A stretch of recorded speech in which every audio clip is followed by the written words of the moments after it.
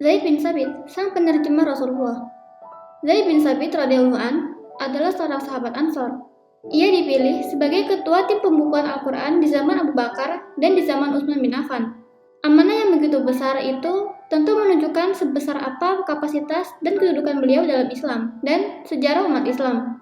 Asal-usulnya, beliau adalah Zaid bin Sabit bin Ad-Dhahak Al-Ansari. Ia berasal dari Bani Najjar, yang merupakan keluarga Rasulullah SAW di Madinah. Saat Rasulullah tiba di Madinah, kondisi Zaid kala itu adalah seorang anak yatim. Ayahnya wafat pada perang Bu'ats. Di tahun pertama hijrah itu, usia Zaid tidak lebih dari 11 tahun. Ia memeluk Islam bersama keluarganya. Rasulullah pun mendoakan keberkahan untuknya. Kesungguhan Zaid. Sewaktu kecil, ia bersama orang-orang dewasa berangkat menemui Rasulullah untuk turut serta dalam perang Badar. Tapi, Rasulullah tidak mengizinkannya karena ia terlalu muda dan badannya pun masih kecil. Tidak menyerah karena ditolak saat perang Badar. Saat Rasulullah menyiapkan pasukan perang Uhud, Zaid kembali mendaftarkan diri. Kali ini, ia berangkat bersama rombongan remaja seusianya. Berharap Rasulullah mengikut sertakan mereka dalam pasukan mujahidin.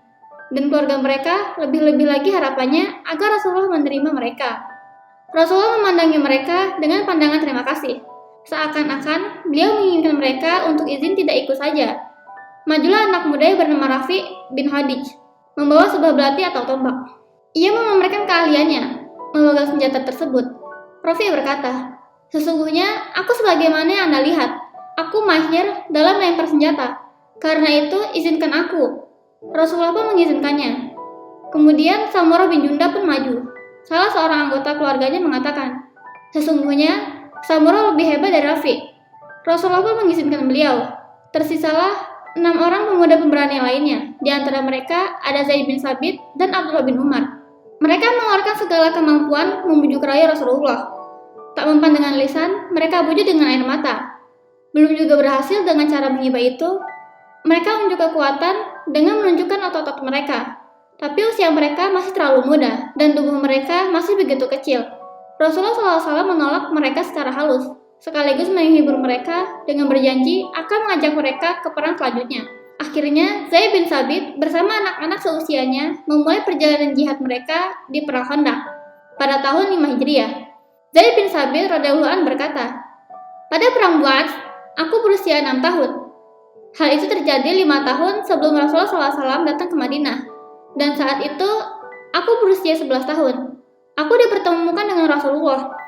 Mereka berkata, ada seorang anak dari kabilah Khazraj yang telah menghafal 16 surat. Namun, beliau tidak mengizinkan aku di perang Badar dan Uhud. Barulah aku diizinkan di perang Khandaq." Zaid memegang bendera Bani Najjar di perang Tabuk. Awalnya bendera tersebut dipegang Umarah bin Hazm, tapi Rasulullah mengambilnya dan menyerahkannya kepada Zaid. Umarah berkata, "Wahai Rasulullah, apakah ada sesuatu tentangku yang buruk yang sampai kepadamu?" "Tidak ada, tapi yang lebih banyak menghafal Al-Quran layak dikedepankan, dan Zaid lebih banyak menghafal Al-Quran daripada engkau." Perlu diketahui, dahulu para sahabat menghafal 10 ayat. Ketika mereka sudah paham dan mengamalkannya, barulah mereka menambah hafalan. Sehingga siapa yang paling banyak hafalannya, maka semakin baik kualitasnya di antara mereka. Pemuda Ansor yang cerdas. Dari Amir, ia menceritakan, sesungguhnya tebusan tawanan perang Badar adalah 40 ukiah emas. Siapa yang memiliki kepandaian baca tulis, mereka diperintahkan mengajar baca tulis kepada 10 orang kaum muslimin. Di antara yang mendapat pengajaran adalah Zaid bin Sabit. Zaid adalah seorang cendekia dan memiliki keistimewaan dalam berbagai bidang. Ia seorang penghafal Al-Quran, juru tulis Nabi, dan menulis wahyu yang turun kepada Rasulullah. Ia memiliki kualitas ilmu dan hikmah yang mendalam.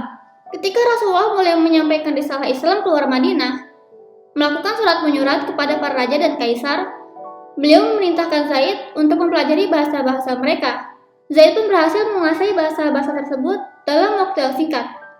Zaid bin Sabit mengatakan, "Aku dipertemukan dengan Nabi saat beliau tiba di Madinah. Ada yang mengatakan, ini adalah seorang anak dari Bani Najjar. Ia telah menghafal 17 surat, diriwayatkan sebelumnya 16. Aku pun membacanya di hadapan beliau. Beliau sangat terkesan, lalu beliau berkata, pelajarilah bahasa Yahudi, bahasa Ibrani. Sesungguhnya aku tidak bisa membuat mereka beriman dengan kitabku. Aku pun melakukan apa yang beliau minta. Berlalulah waktu, tidak lebih dari setengah bulan. Aku pun menguasainya. Kemudian, aku menulis surat Nabi kepada mereka. Apabila mereka yang mengirimkan surat kepada beliau, akulah yang menerjemah.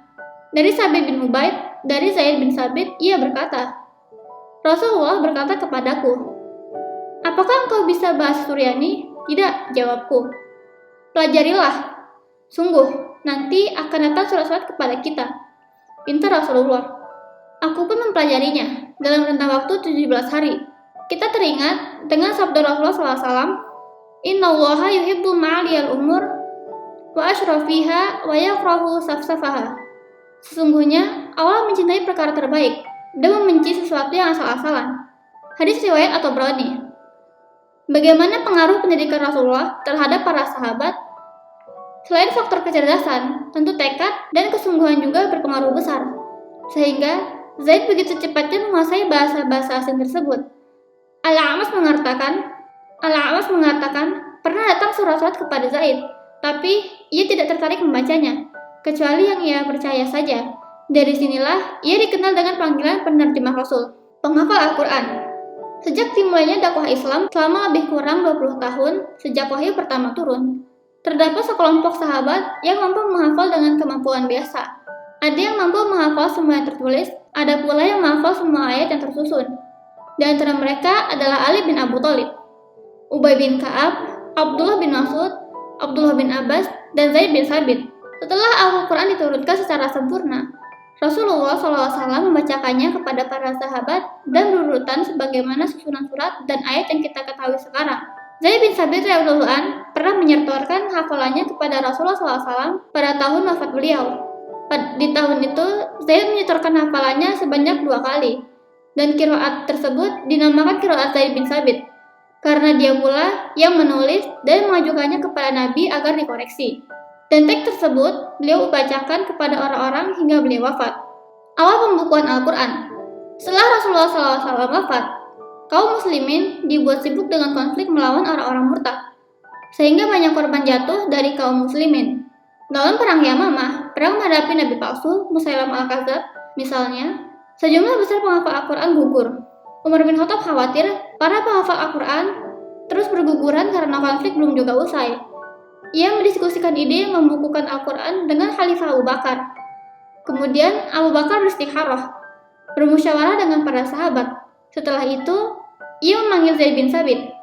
Sesungguhnya engkau adalah seorang pemuda yang cerdas. Aku akan memberimu tugas penting.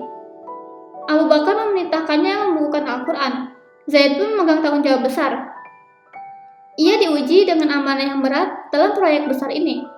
Ia mengecek dan menelaah hingga berkumpullah Al-Quran tersusun dan terbagi-bagi berdasarkan surat masing-masing. Tentang tanggung jawab besar ini, Zaid berkata, Demi Allah, kalau sekiranya kalian bebankan aku untuk memindahkan bukit dari tempatnya, tentu hal itu lebih ringan daripada kalian perintahkan aku untuk membukukan Al-Quran. Ia juga mengatakan, aku meneliti Al-Quran, mengumpulkannya dari daun-daun lontar dan hafalan-hafalan orang. Namun, dengan taufik dari Allah, ia berhasil menjalankan amanah besar tersebut dengan baik. Penyeragaman bacaan Al-Quran pada masa pemerintahan Khalifah Utsman bin Affan radhiyallahu an, jumlah orang yang memeluk Islam semakin hari semakin bertambah. Hal itu terjadi di berbagai daerah. Tentu saja hal ini sangat positif. Namun, hal ini bukanlah tanpa celah. Daerah-daerah tersebut menerima riwayat qiraah yang berbeda-beda, dan mereka belum mengenal variasinya, sehingga mereka menyangka orang yang berbeda bacaan Al-Qur'annya membuat-buat bacaan baru. Muncullah masalah baru. Melalui usul sahabat Hudzaifah bin Al-Yaman, Khalifah Utsman bin Affan pun membuat kebijakan menyeragamkan bacaan Al-Quran. Utsman mengatakan, siapakah orang yang paling dipercaya untuk menulis? Orang-orang menjawab, penulisnya Rasulullah, Zaid bin Sabit. Utsman kembali mengatakan, siapakah yang paling fasih bahasa Arabnya? Orang-orang menjawab, Sa'id bin Al-As. Ia seorang yang dialeknya paling mirip dengan Rasulullah. Utsman kembali mengatakan, Sa'id yang mendikte dan Sa'id yang menulis. Zaid bin Sabit meminta bantuan sahabat-sahabat yang lain. Para sahabat pun membawakan salinan Al-Quran yang ada di rumah Ummul Mukminin Hafsah bintu Umar radhiyallahu anha. Para sahabat saling membantu dalam peristiwa besar dan bersejarah ini. Mereka jadikan hafalan Sa'id sebagai tolak ukur.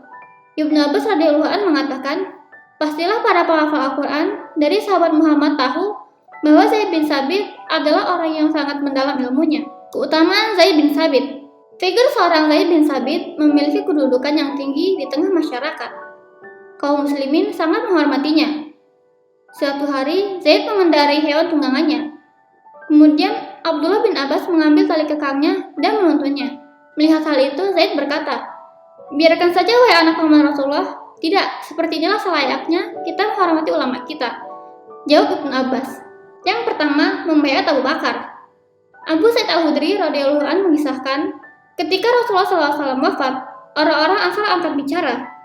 Salah seorang di antara mereka mengatakan, "Wahai orang-orang muhajirin, sesungguhnya jika Rasulullah menugaskan salah seorang di antara kalian, beliau akan menjadikan salah seorang di antara kami sebagai pendampingnya. Karena itu, kami memandang setelah beliau, kepemimpinan ini dipegang oleh dua orang, satu dari kalian dan satu dari kami." Orang-orang Ansar pun menyuarakan demikian.